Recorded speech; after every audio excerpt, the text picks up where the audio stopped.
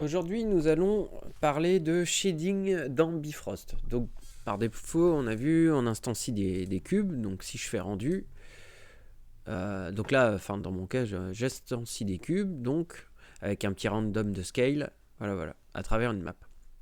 Après, du vertex color, pour être exact. Donc, du coup, j'ai ça.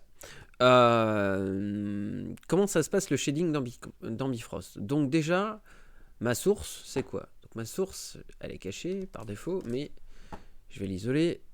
Voilà, c'est ce cube là. Et donc on peut regarder que l'assignation de shader c'est du coup un Lambert.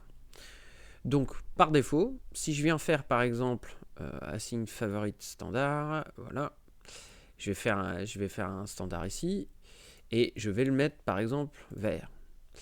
Je vais faire un rendu.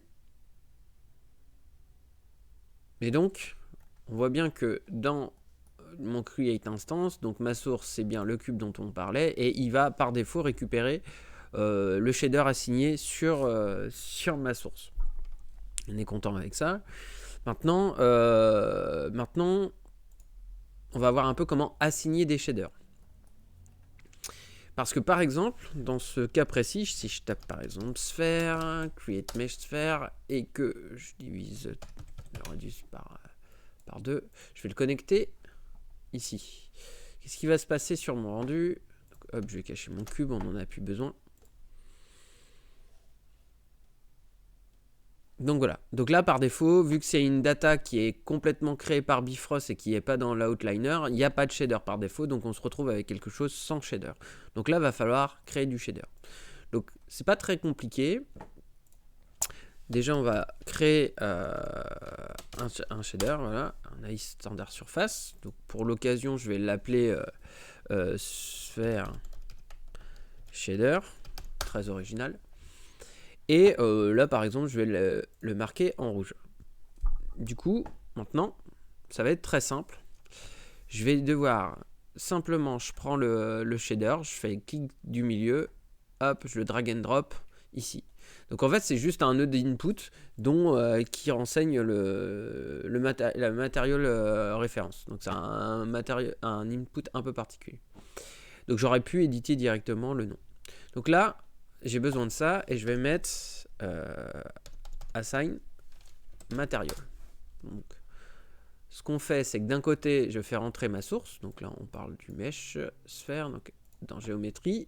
Le material dans la case surface material, on voit qu'on pourrait y mettre un displacement material ou un volume material. C'est la même logique. Et après, donc, je vais remplacer ce que j'ai en input. Là. Et maintenant, je vais avoir l'assignation. Donc l'avantage c'est que du coup c'est quand même instantané, je vais pouvoir changer la couleur. On va en profiter donc pour faire un dernier petit point. Je vais prendre un color jitter qui va me permettre de randomiser un peu par rapport à ma valeur en entrée. Donc par exemple de base ce qui m'intéressait c'était on va dire un rouge qu'on va mettre un peu en gris et on va faire comme ça. Donc là, on a le résultat. Là, je vais récupérer la couleur. Je vais la mettre dans le color jitter. Donc j'aurais pu lui brancher une map en entrée. Hein. On va rester simple. Et il faut se mettre en object. Là, je vais le connecter. Et dans ces cas-là, après, je vais lui dire que tu vas me faire varier dans un sens ou dans un autre le hue. Voilà. Et puis mettre au minimum 0 assombrir et au maximum voilà, et en saturation, on va désaturer de 0.3 ou saturer de 0.3. Voilà.